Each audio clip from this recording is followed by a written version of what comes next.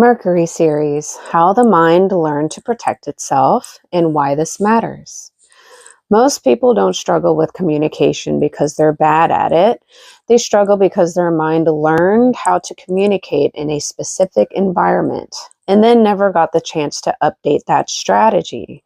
If you ever felt like you think too much, you struggle to say what you really mean, you freeze, over-explain, stay quiet, or replay conversations later, or you feel misunderstood when you're trying your best, there's a good chance that nothing is wrong with you, but your mind may simply be doing what it learned to do automatically. And that's what this Mercury series is really about. Because in astrology, Mercury doesn't describe how smart you are. It describes how your mind learned to protect itself. This is an idea I'll return to often because it's central to everything we're about to explore. Each Mercury placement tells a story about how the mind learned to protect itself. This video is the foundation for a longer series where I'll explore Mercury through each of the 12 zodiac signs, not as a label, but, an active thing. And before we go any further, I want to say this clearly. Nothing is wrong with you. Your system is doing what it learned to do. Hi, I'm Natasha and welcome to Natasha's Creative Wellness, a space where I share my unique insights on astrology, psychology, and wellness as I continue my own life's journey of exposure therapy. For me, that meant unlearning, reshaping, and growing through small, intentional moments of discomfort rather than waiting until I felt perfect or comfortable with speaking. A lot of what I share here is shaped by my own lived experience and my natal chart. I have Chiron and Gemini in the 9th house, Saturn and Sagittarius in the 3rd, and Uranus in the 3rd house.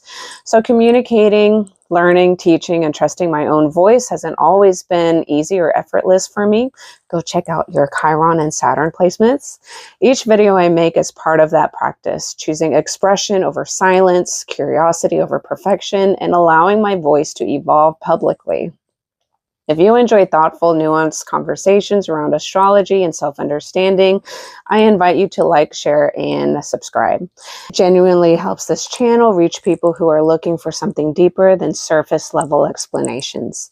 And if you enjoy learning through storytelling, my book, Trigger to Change, is linked down below and pinned in the comment section. This video is the introduction to a series where I'll be exploring Mercury through each of the 12 zodiac signs. This is not a series about ranking intelligence.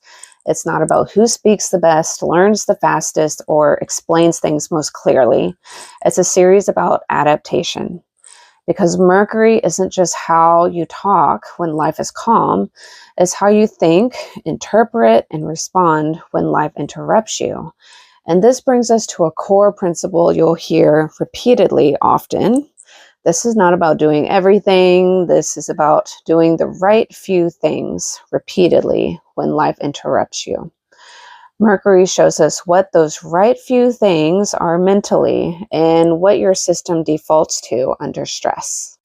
Some basic Mercury themes are, at its basic level, Mercury governs reading, writing, speaking, listening, learning, processing information, making meaning out of situations or events, how we gather data, how we organize our thoughts, how we categorize experiences, how we interpret reality. Mercury is not just what you think, it's how meaning forms in your mind. Mercury also describes how you learn best, such as through repetition, direct experiences, logic and reasoning, observational learning, and feelings and emotional associations. None of these are superior. They're just different entry points into understanding. And once again, each Mercury placement tells a story about how the mind learned to protect itself. Communication isn't a straight line. It's not, I say something and you receive it exactly what I meant. It's, I express something through my lens and you interpret it through yours. That interpretive gap, that space between expression and understanding is where Mercury lives. This is why Mercury is so deeply tied to misunderstandings. Not because people are careless, but because meaning is always filtered. Language itself isn't fixed. Words, definitions, and meanings have changed throughout history. Something we take as literal truth today may have meant something entirely different thousands of years ago. So sometimes we're not reacting to reality, we're reacting to an inherited definition. Mercury reminds us that meaning is contextual. Miscommunication doesn't always come from ignorance. Sometimes it comes from translation across time, culture, and experience. Mercury in mythology. In mythology, Mercury, or Hermes, was the messenger of the gods. But he wasn't just delivering messages. He moved freely between the divine realm, the human world, and the underworld. Hermes translated information between worlds that spoke completely different languages. He was also a guide, a negotiator, a trickster, and a translator. Hermes understood that context matters, tone matters, timing matters. Sometimes miscommunication isn't a mistake. It's the natural result of moving between worlds. Mercury as a psychological function. Psychologically, Mercury represents how your mind learned to work. Children aren't thinking, I'm developing a communication style. They're responding instinctively at a survival level. At that level, the questions sound more like, how do I stay connected so the people who feed and house me don't emotionally withdraw? How do I keep the adults around me calm and predictable? What parts of me are safe to express? How do I avoid becoming a problem, a burden, or invisible?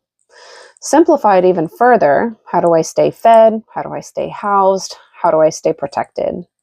So when a child learns to speak quickly, stay quiet, over-explain, intellectualize feelings, observe instead of express, they are not developing a personality, they're solving a survival problem in real time. And this matters. Nothing is wrong with you. Your system is doing what it learned to do. Let's look into some Mercury patterns in childhood. For example, a child who is frequently interrupted may learn to speak quickly. A child corrected often may over-explain or self-edit.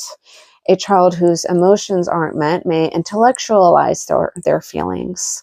A child in chaos may become hyper-observant or quiet.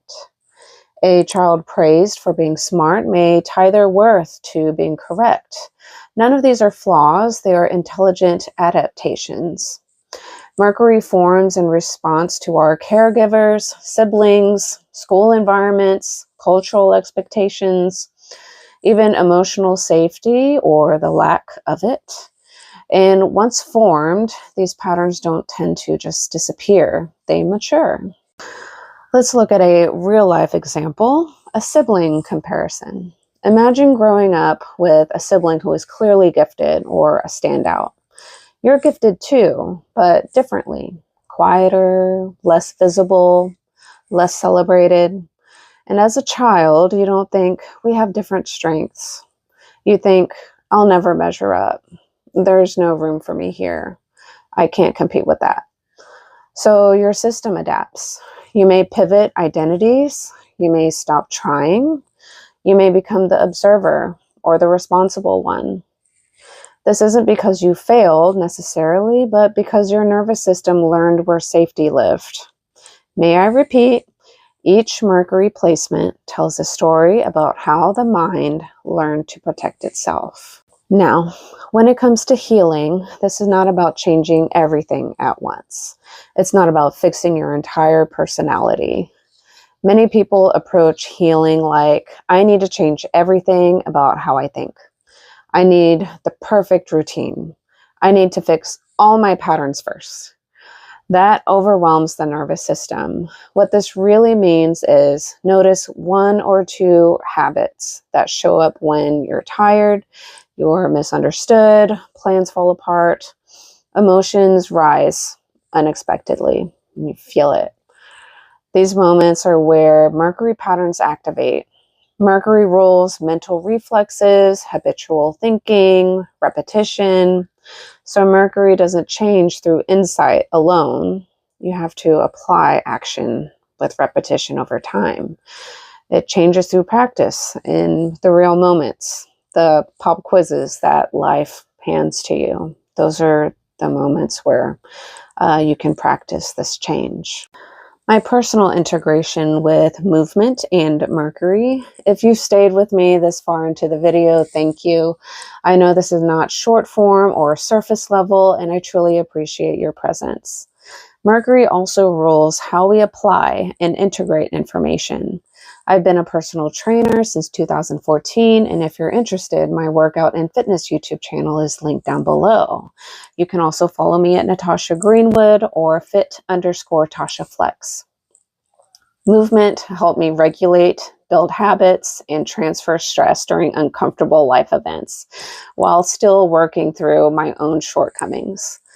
I lived by two of my own life's mottos after my father passed away when I was 19 years old from cancer. And during this transformative Pluto and Capricorn period, and I have a lot of Capricorn, like cardinal placements and semi-squares, I went through the mottos of life is harder than working out, and with every blow, I only get stronger.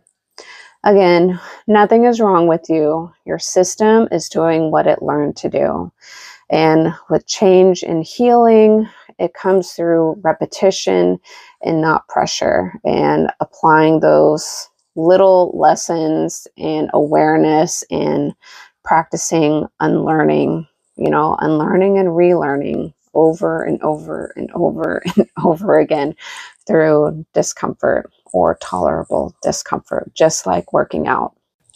Remember, your natal chart was imprinted before your conscious choice.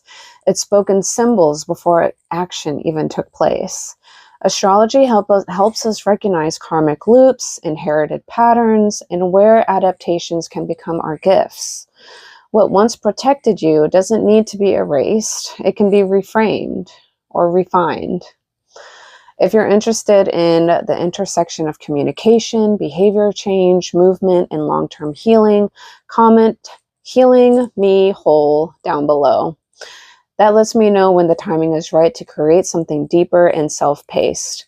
You're also welcome to explore my playlist on Chiron, Saturn, and the North and South nodes. I personally find these very important for self-awareness at a deeper level. I'll leave you with the heart of this series. Each Mercury placement tells a story about how the mind learned to protect itself.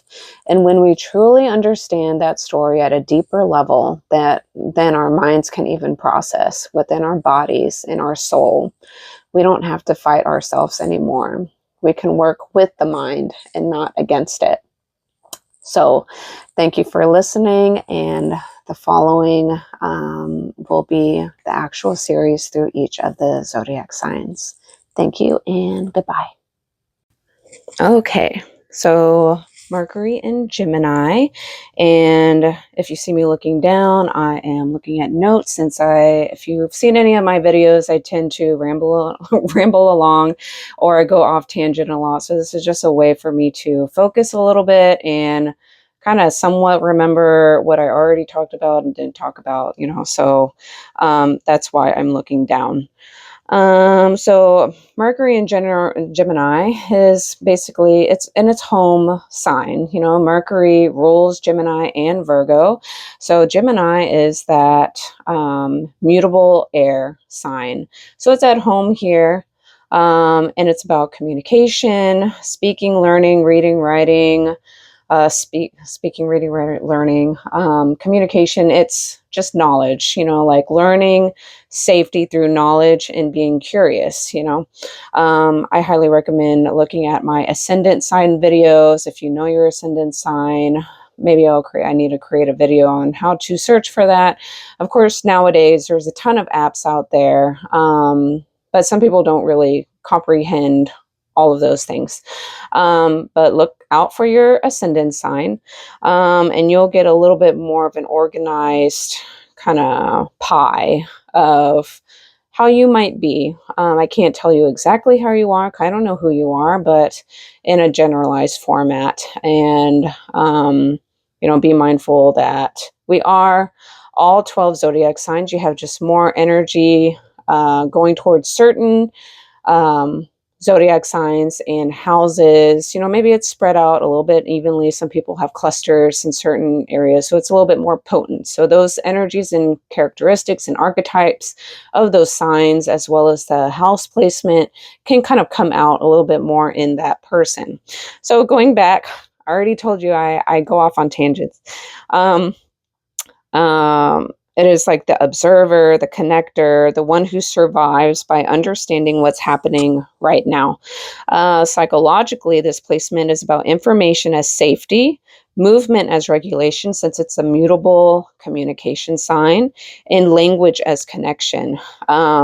Because, like, we all speak well, most of us speak a language, whatever dialect of language you comprehend, whether that's your first language, second, third, fourth, fifth, as well as non-verbal communications. I don't think that is kind of pointed out as much, but that is a form of communication, observation, body language, facial recognitions, facial expressions.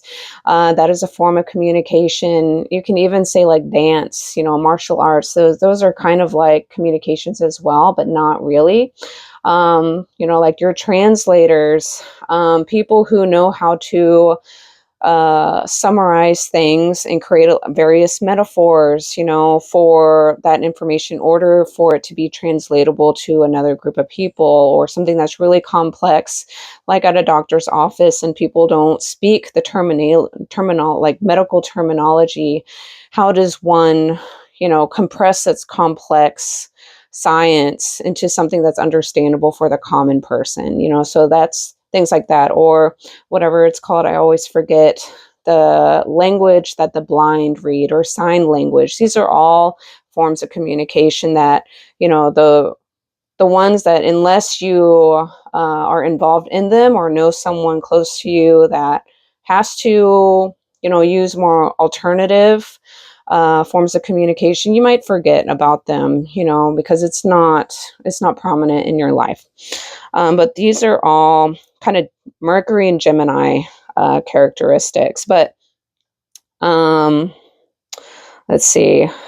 This is like Mercury is more like, how did you learn to kind of survive, almost like your ascendant sign, but just in a different way. That's why I look at everything in your chart. You're not the separate pieces of your pie, or your personalized cake mix. Like everyone's like a cake. Their birth natal chart is almost like a cake, and some people are a vanilla chocolate, Oreo cream, lemon meringue, whatever. For maybe you say it's more like a mousse, or filet mignon, not filet mignon, or flan, not filet mignon, flan, or some kind of cake. It's some kind of dessert, but they don't quite look the same. It might not be considered as a cake, or argued that it is.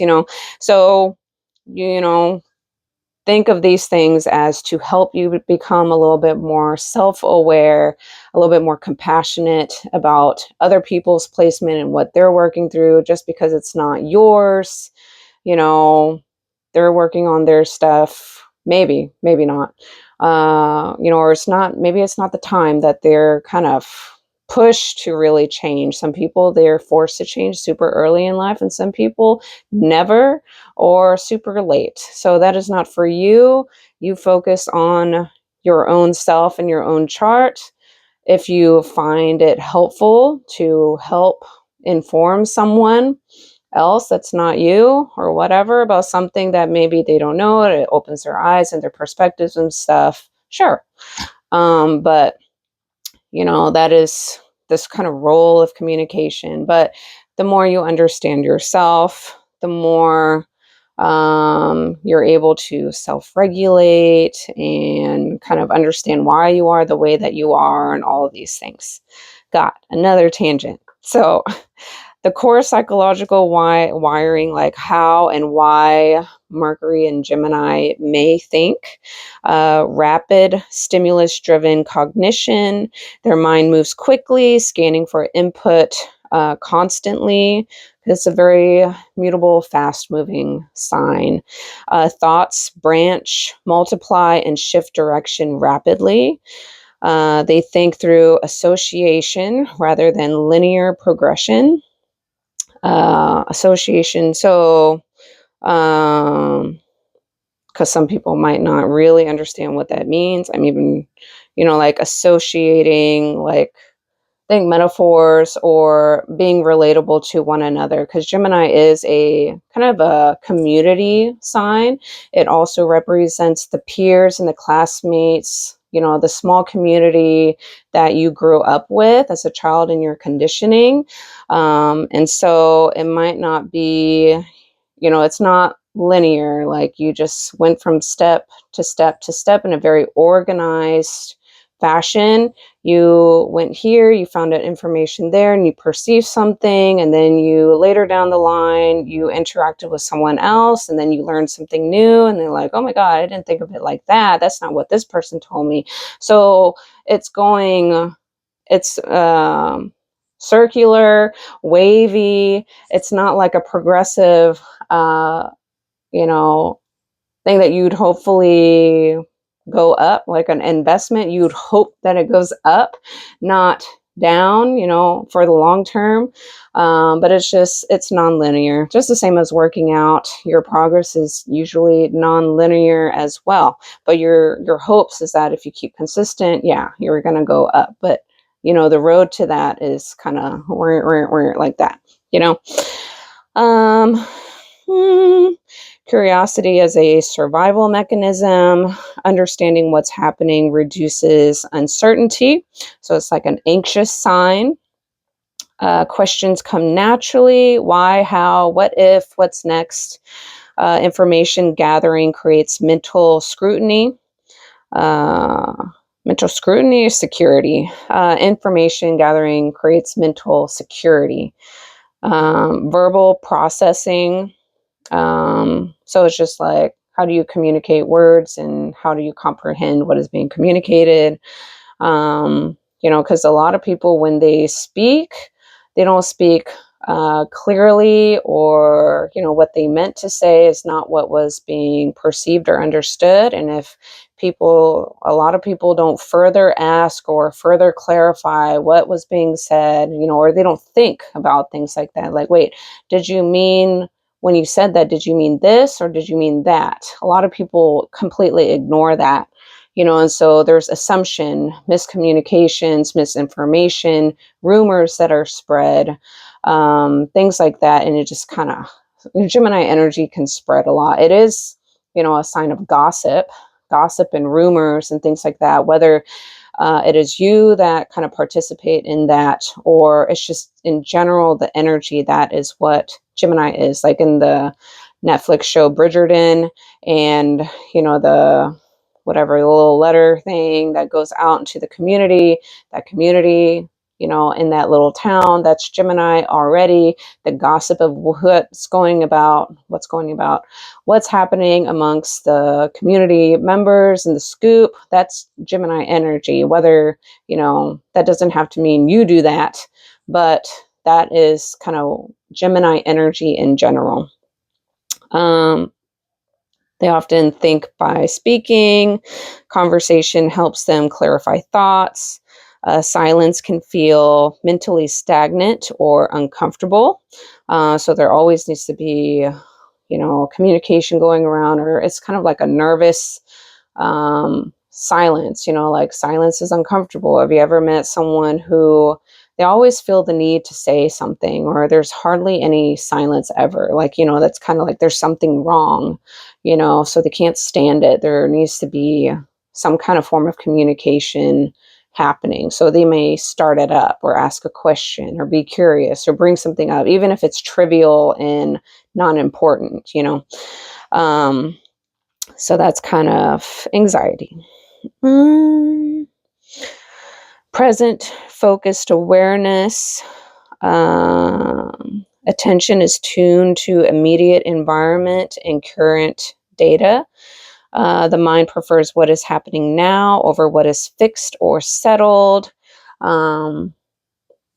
So, it's adaptable, so if you're more in the now, um, you're not fixated on the past, like, a lot of the fixed signs, and you're not so anxious that you're worried too much about the future. It's like, what do I need to do now? What information do I need to gather now in order to figure out even what next steps I do need to make, because sure, you can think and foresee into the future, but that doesn't mean the future that means that the future that you assume or plan is actually going to play out the way you planned. A lot of people's plans, it doesn't actually go as planned. It's like a rough draft. So it's just that mutable kind of curiosity and information gathering almost all the time in order to take the next step or go backwards or reanalyze or whatever is going on. Let's see. The mind prefers what is happening now. Flexibility is more natural than commitment, so mutable energy, once again. How this thinking style can adapt or develop.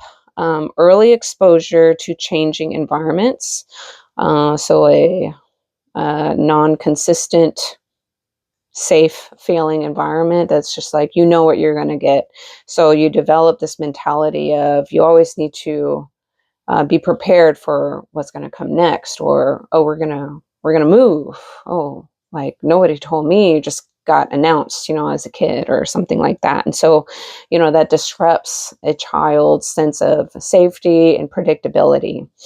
So they learn to ask questions to try and foresee and poke around in order to feel safe, because that sense of unpredictability has occurred and has affected them in some way, small or large, I don't know, or repeatedly. And just remind you, this doesn't mean that these things have happened to you. I don't know who you are. This is just kind of just describing the energy. For all that I know, you have like a crazy stellium in some earth sign that's extremely stable. And so that kind of balances this out, and it's not as potent for you. Childhood may have involved unpredictability, movement, or constant stimulation. The child learns to stay alert and responsive. Mental agility becomes a form of adaptation through awareness. They learn that noticing quickly helps them adjust quickly. Paying attention to everything becomes protective. The mind becomes fast, curious, and responsive. Learning that communication creates connection. Talking, asking, sharing, or observing help them feel included. Language becomes a bridge to belonging. So that applies to you. Yes. Childhood environment and core wounds, stimulating but inconsistent attention may have occurred. Caregivers may have been mentally engaging, but not always emotionally grounding. Or they may have been emotionally unstable, or, like they know how to talk to you calmly and explain things to you, but their emotions didn't, match that kind of, their emotions were just all over the place, or it was obviously expressive or worried or fearful or whatever that is. And so they may explain to you in words really well everything that's going on, but then, you have this kind of nervous anxiety because they showed that in some form of way. Stress, who doesn't, maybe a lot of people actually don't. They live in a very stable, safe, happy place, and they have so much money that they don't need to worry about, but not everybody is as fortunate, so things like that, just to give some kind of ideas around that. The child may have received attention through conversation rather than emotional attunement. Intellectual connection may have replaced emotional stability. like a wound of like, if I stop paying attention, I'll miss something important, fear of being uninformed, left out, or unprepared. Rest or stillness can feel unsafe or unproductive, so it's just like you always have to be on the move. You always need to learn more information. You always need to dig and dig and dig and dig and dig. It reminds me of certain kind of like individual journalists who are constantly going down and down and down and down the rabbit hole, finding more and more and more and more and more information to the point like, I don't even know how you memorize and connect all the dots of all these things, but those are more of this kind of energy. Mental motion becomes constant. Fragmented focus. So ADHD, or just like another description is like on a computer browser, having multiple tabs open on your window, and you always jump around to different tabs on your computer screen. That's kind of how the mind of Gemini could be explained, or like a metaphor for that. Like you're working on one tab and then you're researching and looking at another tab and opening up another window and looking at that tab. So there's this kind of spread out kind of way of thinking and bouncing around and moving in order to learn and find safety. Let's see, multiple inputs competing for attention, just a lot of information, which one is more important, or which is captivating the person's attention for that period of time. Difficulty settling into one sustained experience, a lot of Gemini energy or Gemini Mercury can be like, if you're just focused on one boring thing for a really long time, they're going to lose interest very, very fast. Difficulty settling into one sustained experience. So it doesn't have to be translated into just learning and communicating and listening to podcasts and different research articles, or even if you learn through communication through social media and different shorts that are only 2-3 minutes long, and you're going through reels and reels and reels of super short, kind of fast information, is kind of like Gemini energy. But just kind of sitting and listening to maybe one, probably a really boring lecture for like an entire weekend. It would have to have a lot of variety within that conference or whatever it is to kind of hold their attention. Otherwise, their mind might wander. Or, it's like a one and done weekend. They're not doing that as a job every single day, listening to like a lecture for a really long time in one class. If the class was like an 8-hour lecture on one topic for an entire, I don't know, 4 years, 4 years or something, it'd be like, can we like talk about something else, So, yeah. Difficulty settling into one sustained experience. Identity forms through variety rather than depth. So don't think Scorpio, and then kind of the opposite sign of Gemini is Sagittarius. So think Gemini is a little bit more zoomed in and kind of localized on something.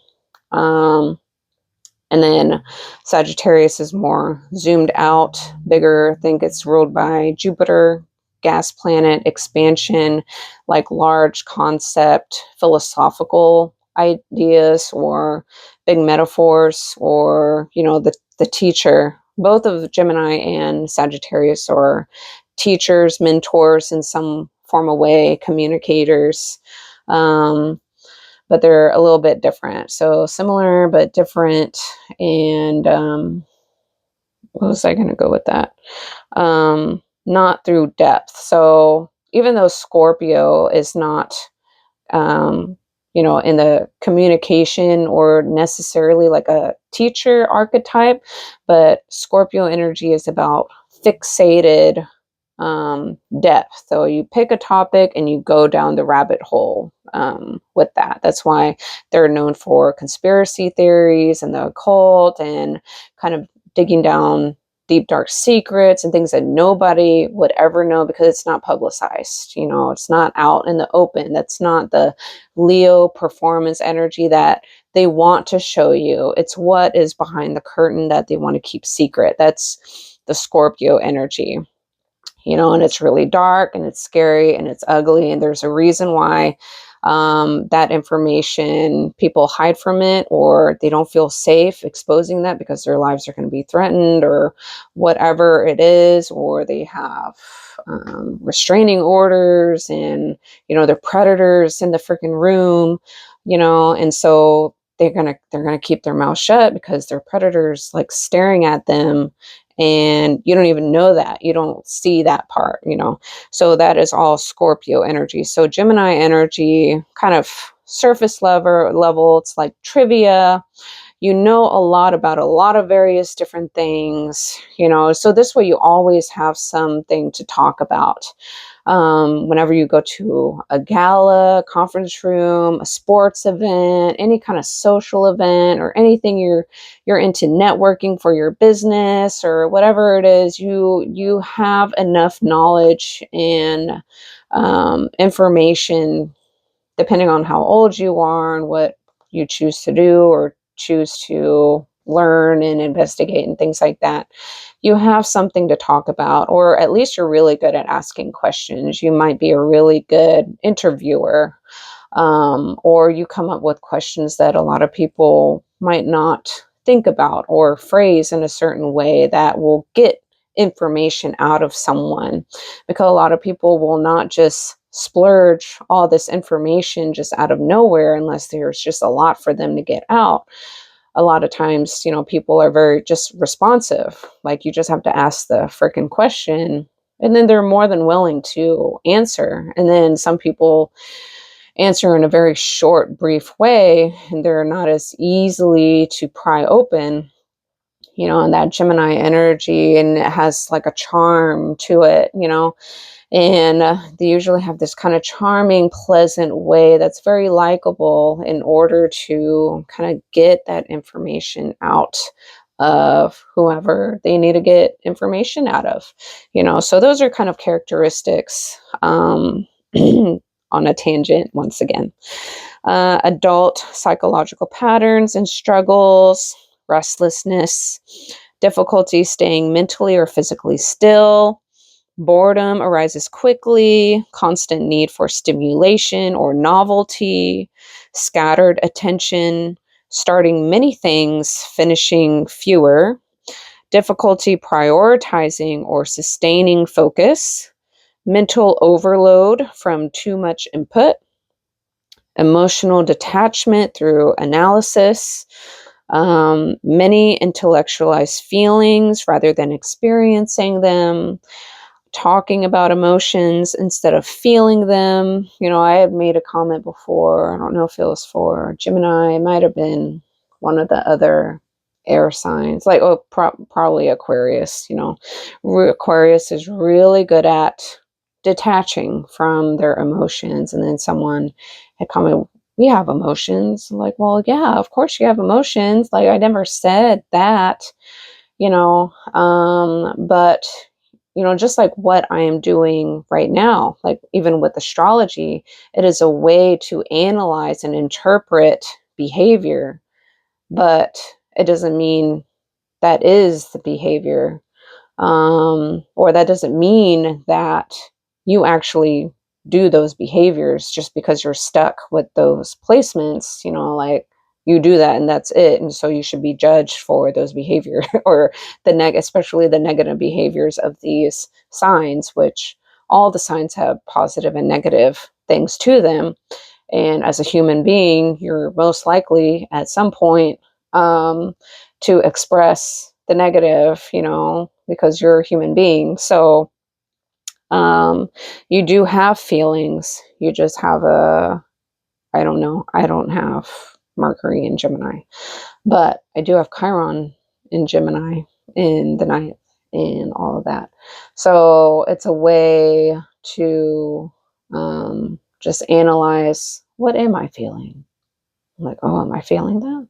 Why am my heart is racing? Or like, oh my God, I feel sad.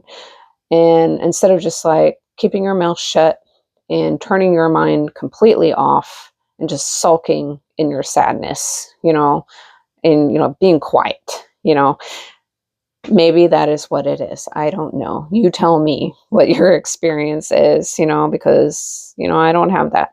I have Mercury in Capricorn in the fourth house, the fourth house of Cancer. So the way I express things are going to be a little bit different than you. Um,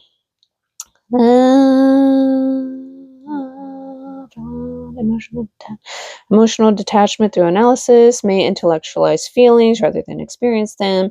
Talking about emotions instead of feeling them, already said that. Humor or distraction used to avoid heaviness. So that's kind of a way of being charming. Leo does that as well. Libra kind of does that as well. Because it's just kind of like, you don't want people to feel bad or it's just awkward. How do you lighten up the mood of someone or the environment when things feel kind of like, ugh, charm, humor, comedy is one of the best ways of doing that. Or if you're bringing up an uncomfortable topic or anything, it could be politics, it could be religion, points of view, belief systems that might, depending on who you're communicating with, can be kind of iffy, and so Gemini Mercury is that mutable sign. It's kind of like you have a lot of knowledge, you know who your audience is, whether that's a one-on-one experience or with a group of people, knowing your audience and how are you going to communicate what is being said carefully? Are you going to withhold information? Is the information you're going to give, the way and the wording that you choose to use, is that how you would normally communicate those things away from this group of people, in comparison to how you would communicate this to this particular group? That's like a Gemini expression in general. That's why there's, often there's like a bad negative association with Gemini energy, is because of that ability to be kind of like the twins, or the mask, the happy face and the sad face. Like they can put on a happy face and a charm, but deep down inside they feel lonely and sad, like acting. The two masks, or the twins. Sometimes you get twins that are very similar in personalities and values and what their interests are, and sometimes you get twins who are completely the opposite, even though they're born same day and not too far apart and under the same roof with the same parents. How did they kind of split in those things, and so they want to form their own identity, and they're kind of fighting for attention from their parents. They're almost like in constant competition in order to survive not being forgotten or not getting attention or being, less loved in comparison to the other. I don't know. I'm not a twin. Once again, if you are one, I don't know. Positive, negative experience. I forgot what I was talking about. Oh, kind of anxious, lightening up the room, comedy. Another expression of this kind of Gemini that kind of gets a bad rap is because, which is a good thing. It's like you're usually pretty knowledgeable and intelligent enough to know who you're communicating with. Um, you're able to talk and charm and be nice, because everyone's different, like how are you going to assume that people are going to be the same, have the same values and belief systems as you? That would be kind of dumb, but being able to ask questions, like interviewing, knowing who you're talking with, sometimes you can come across as you're on that person's side, or, you like them, because you're showing so much interest, or you're questioning about them. And depending on the person that is receiving that attention, then they might assume that you're interested in them, especially if this is like a romantic quest, or someone who is just like, they just want to be liked and wanted and chosen. And it's like, oh my God, someone is actually paying attention to me and showing attention and interest to me. And so maybe you are not used to that. Like, you question and kind of try to get to know like 100 people a day. Let's just exaggerate a little bit. And this other person, hardly, gets to know anyone. They're very introverted. They don't get out much, so in comparison, to someone who talks to so many different people, is just curious about people, and has a genuine interest in just getting to know them, not necessarily forming a further, more serious relationship. If we're talking about, it's easier to talk about romantic relationship in this scenario, or maybe close friends. There can be drama. Then the Gemini or Gemini Mercury person can be perceived as someone who is like a backstabber, or like plays mind games, or you showed interest and then all of a sudden you disappeared, because your interest is scattered into learning about so many different things or different people and all that stuff. And so you may give that confusion energy to one person, and then they kind of have like a sour taste in their mind about how you're perceived, like, oh, like, I thought you were genuinely interested in me, and we had such a good connection, and I really enjoyed our time, and then it was just short-lived, or whatever they assumed, or what kind of questions you kind of did ask kind of gave hints that you're interested too. And so now the person is confused. So things like that can happen with this Gemini energy. So try to be clear, or know when to back off, or know when you're starting to lead someone on, and like, are you ready and willing to keep going further? Or is it understood that this is just a acquaintance, or a platonic friendship, or whatever that is, So, I don't know, just if you're not already, learn to clarify even more. You're already good at it. So make sure you're doing that if you haven't evolved to that point, I guess. Um, let's see. Did I already do these? No.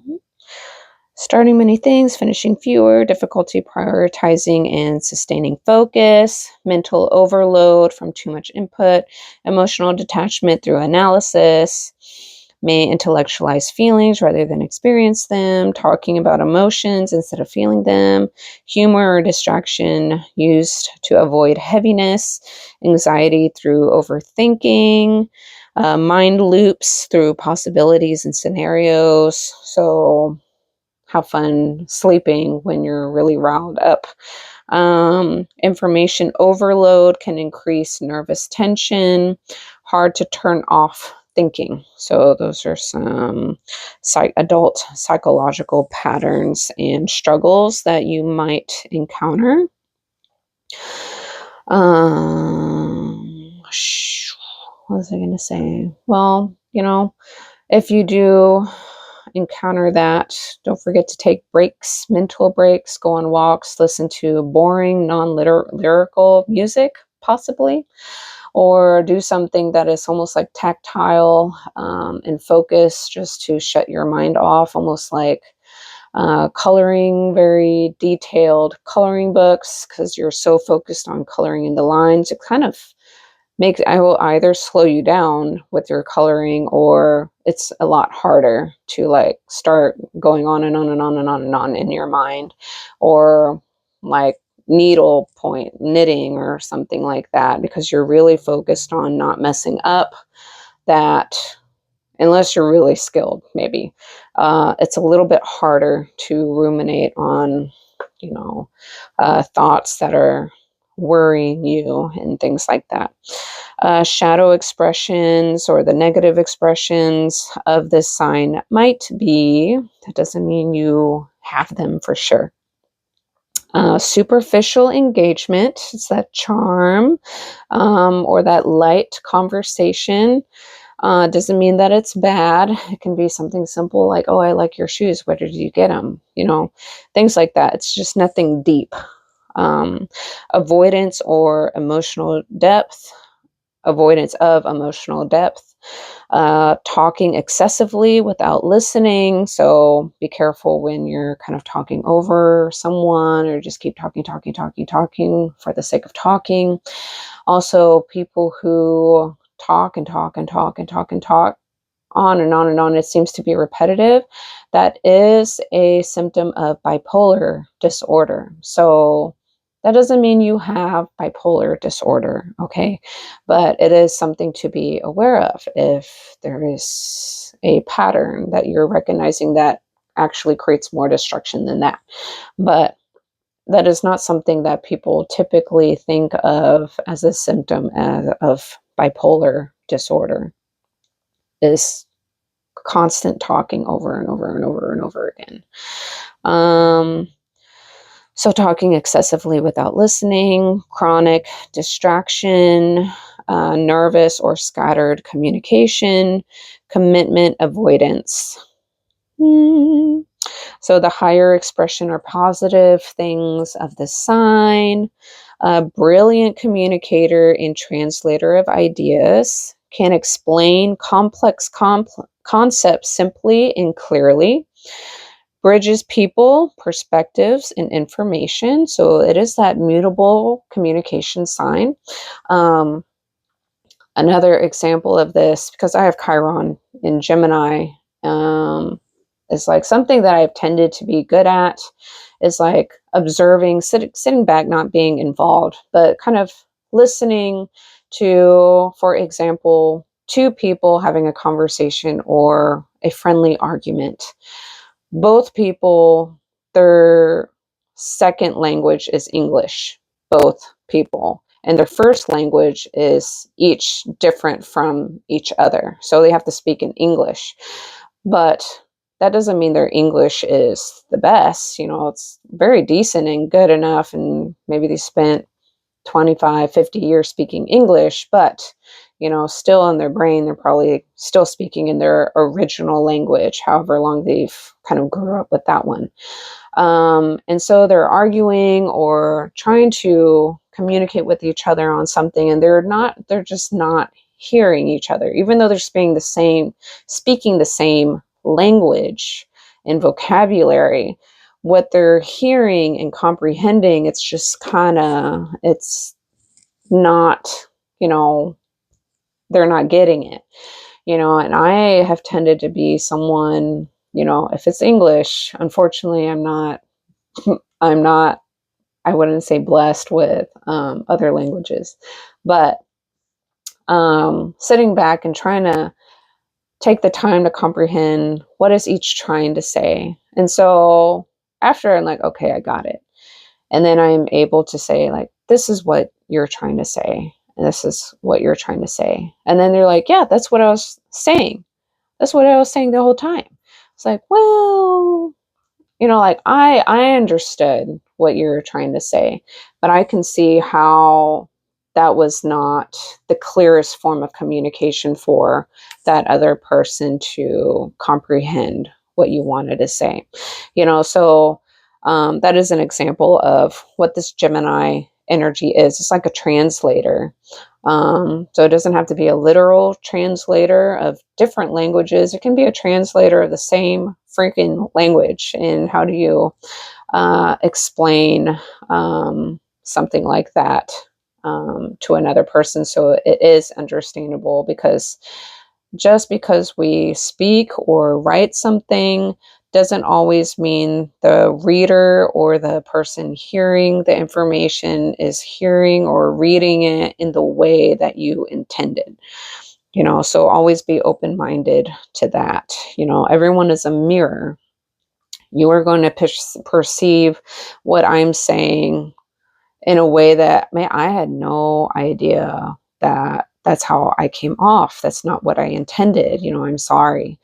Or like, it was nothing personal. Like, I don't know who you are. I think you seemed like a good person. Like, it wasn't a personal attack on you. That's just, something that I have kind of experienced. I've noticed a pattern with for a good chunk of people, but that doesn't mean I am identifying an entire group of people or trying to endanger an entire group of people by creating some kind of characteristic on that label or whatever it is. It's really dangerous to do that. And it's also dangerous to assume things like that as well. Let's see. So, can explain complex concepts simply and clearly, bridges people, perspectives, and information, natural teacher, writer, or conversational guide, flexible intelligence, adapts quickly to change, learns rapidly and synthesizes information easily, thrives in dynamic environments, present moment awareness, observes reality without rigid assumptions, which is a very good. We are all going to need that for the future. What is this? I am recording this during the Mercury in Pisces retrograde. This is, as I'm recording, this is March 3rd. There's going to be what is it, a solar eclipse or whatever in Virgo, conjunct the South Node in Virgo. And there's a Pisces Uranus square going on, and all this crazy is like really vamping up. The future is be mutable. So lucky you, Mercury and Gemini, because it's kind of a good place or a good placement to have. A lot of the fixed signs are going to have a really hard time. Be adaptable, be changeable, be interested in a lot of things, learn a lot of skills, because everything in the future that we know is very shaky. Things that we thought would be the plan or what we thought would, how things would go, I don't know. So, this kind of adaptable energy and being in the now and figuring out what steps to take next. Analyzing, not being emotional, because sure, you can be emotional. There's times for that. But you're going to have to get back on that horse and, figure things out of what you can do, what your skills currently are, what other skills and values you would want to learn that would actually help you. Because being like a an Insta influencer for, I don't know, for something that doesn't really, no one really needs it, it's not gonna cut it. If you ever wanted to be a celebrity, I don't know what information you've been absorbing. You haven't kind of tapped into, you probably don't want to be involved in that crowd, stuff like that. So, variety of information is totally your cup of tea. So it's a good placement to have. Where did I stop? Learns rapidly and synthesizes information easily, adapts quickly to change, flexible intelligence, thrives in dynamic environments, present moment awareness, observes reality without rigid assumptions, curious without anxiety. I don't know if y'all are not anxious, but that is the higher. When you're in the higher, you call it higher frequency of this sign, you can be curious without having that anxiety. It's like that calm, rational questioner, not having anxiety. So you'll know whether you're on the healthy side of this energy or are you on the unhealthy side of this energy, because we're in this, what are we talking about? Higher expressions of this sign, not the negative expressions. So when you're in that higher expression, higher vibration, positive energy, or when you're very secure within yourself, or you're more healed for the most part, or it depends on what your definition of healed is, then you can be curious without being anxiously curious. Like you feel like everything is a threat. Therefore, you have to be curious because someone is going to come out and get you. You're just genuinely curious for the sake of knowledge and information.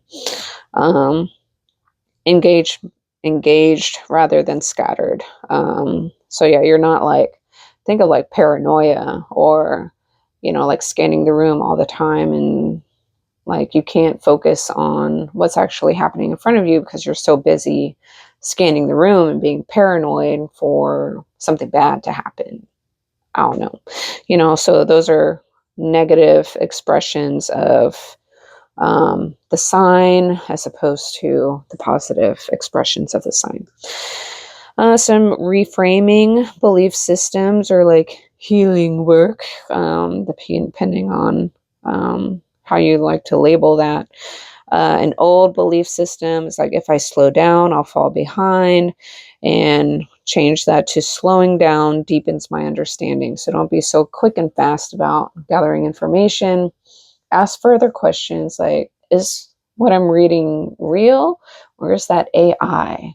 Who is posting this information? Is that person even credible?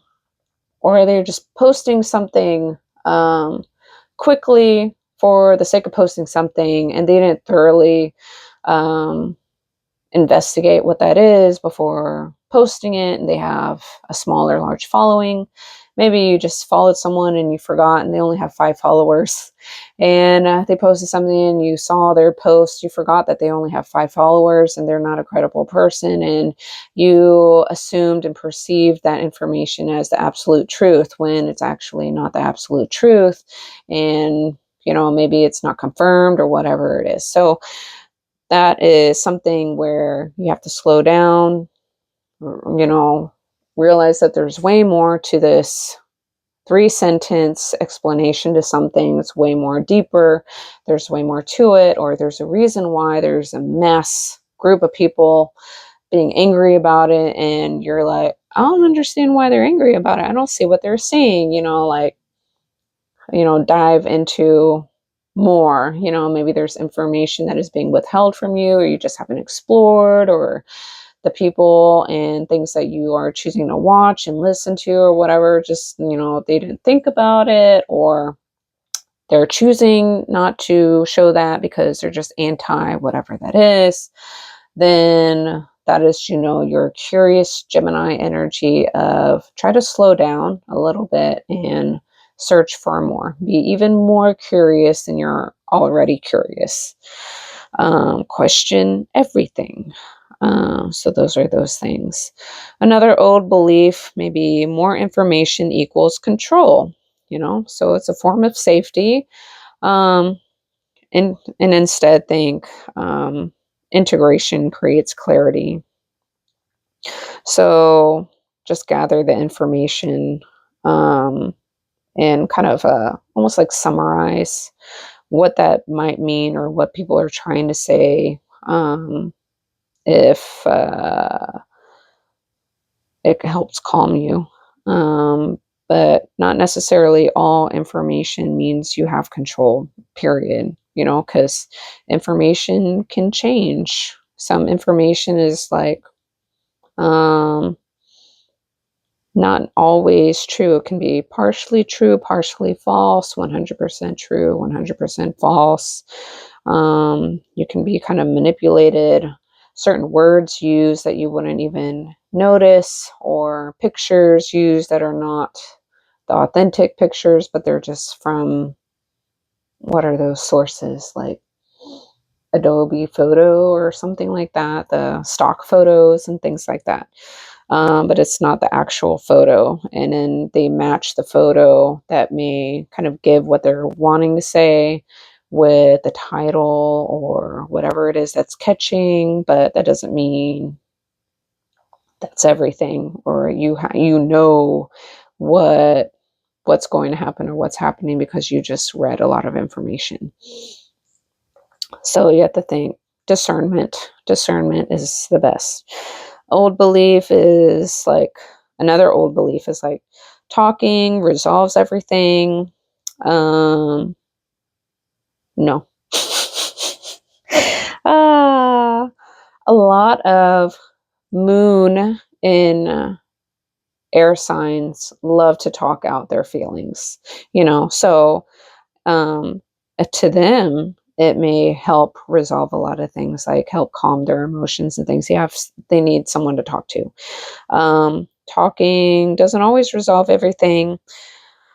And I said reframe feeling completes understanding. So that it depends on, that's like a limited kind of a scenario, I guess.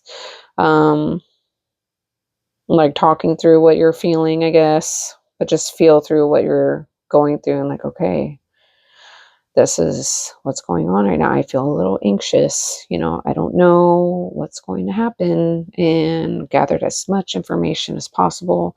Haven't slept in a month, and there's just more and more information that's coming out. But don't forget to feel, kind of go with the flow. You don't know. Be like a Pisces. Go with your feeling. You know a lot of information now. You have to just integrate that feeling to, what is the best decision to make from your knowledge. An old belief system can be like stillness is stagnation. Don't forget that stillness also organizes the mind. Sometimes you need space to think.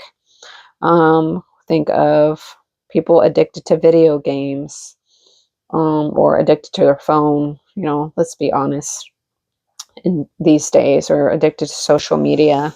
There was a time, with us, I'm a millennial. Millennials and older, we're the group that we were forced to be bored. There was no cell phones. There wasn't constant TV and all these platforms where you can get instant access to like an entire series all at once, or there's always something entertaining all the time. You had to be freaking bored. You were forced to sit through commercials that you didn't watch and you didn't want to watch until your program came back on. And you had to anticipate like, oh, commercial break, I can go to the bathroom. And then you had to come back and like, oh, it's not back on or whatever. Or on an airplane, there are no screens on the airplane. Sure, very short domestic flights, most likely you do not have screens. But if you ever took like a long international flight, you're most likely going to have that really cute little screen in front of your face where you can have access to various movies and music and games and things like that. Back then, we didn't have that, and it's also in my book. I think I tapped into that a little bit. Triggered to Change, available on Amazon, in various countries too. So if you're interested in that, or whatever I'm saying is kind of interesting to you, you might be interested in my book. Let's see. back on tangent once again. Practical growth practices. Practice single task focus intentionally. So be in the moment, focus on that boring thing and focus on it. And, that's how you practice. For the Capricorn and Pluto generation, y'all got screwed with the invention of phones during the time of your parents. Basically started becoming addicted to the phones, and the phones were in their faces all the time, and a lot of iPads and things like that got shoved in your face earlier and earlier on. And this kind of competition for like, oh, I have a cell phone first or whatever, because all your friends have cell phones early, that need or want to feel cool, not left out, and have a cell phone or the video game or whatever.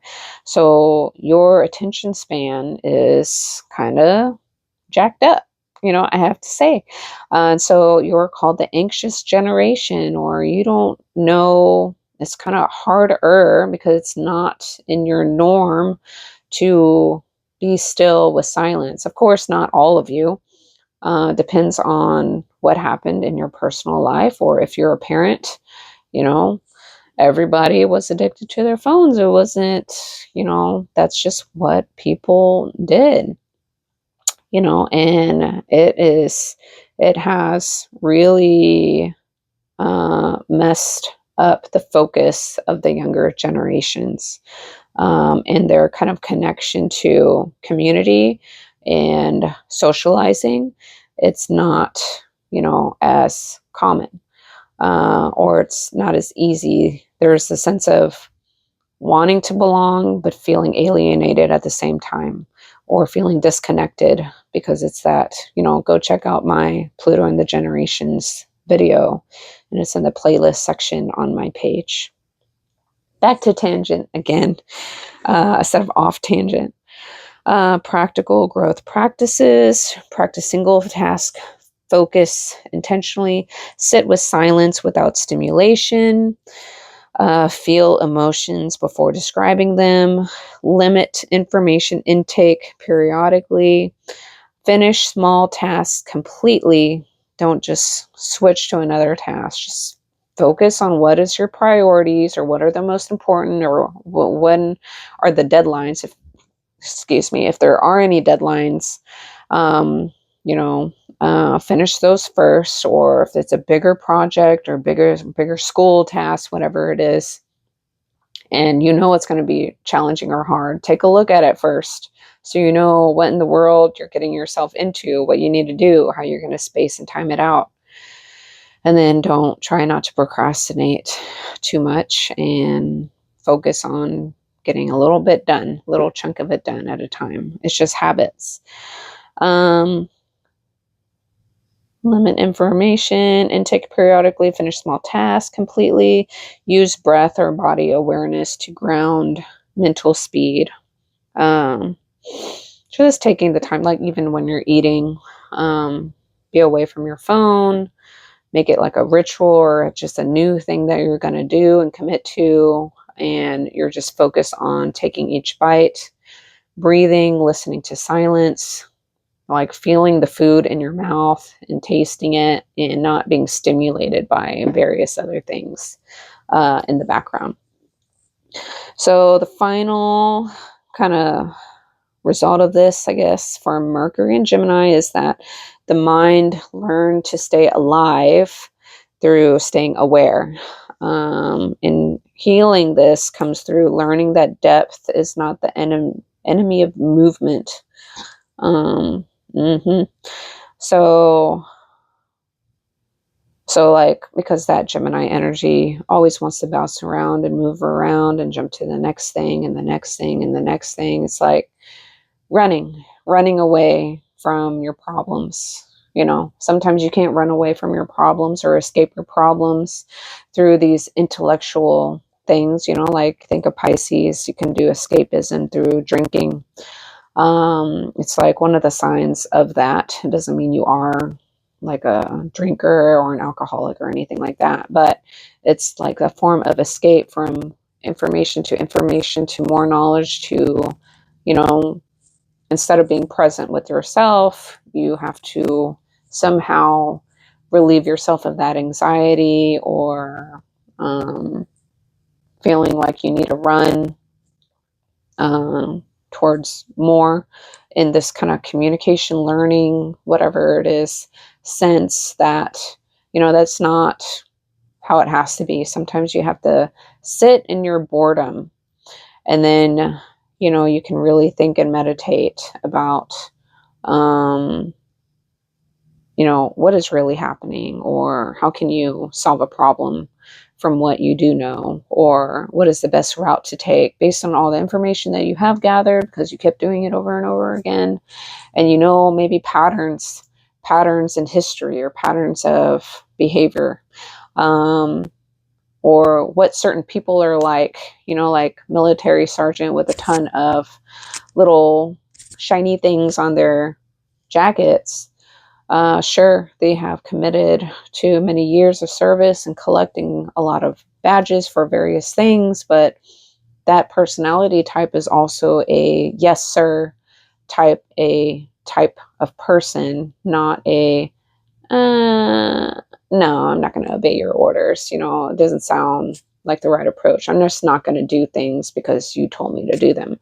You know, so there's different personality types to these kind of figures that we have learned what they are or whatever like that. So I hope, you know, this was informative for you. It helped teach you more about Gemini energy or Mercury and Gemini, especially in comparison to whatever else is out there. Please check out my book, link down below, and please subscribe and especially like this channel. Even leave a comment. It just helps boost my channel, as right now I am still almost invisible, you know, so with like 400 subscribers. So yeah, this is just information that take it if it's informative for you. If it's not, then it is not for you. You have evolved past it, or maybe you recognize it in someone else who has this sign, like, oh, you know, okay. Because everyone's going to take a different kind of approach to these signs, and it's also dependent on the mixture of your whole chart and what is going on, you know. And so don't forget you're human. I hope I'm not talking to any like secret reptilians or anything crazy like that. I don't want to know. So yes, stay adaptable, stay curious, and yeah, keep learning. Yeah. So thank you and goodbye.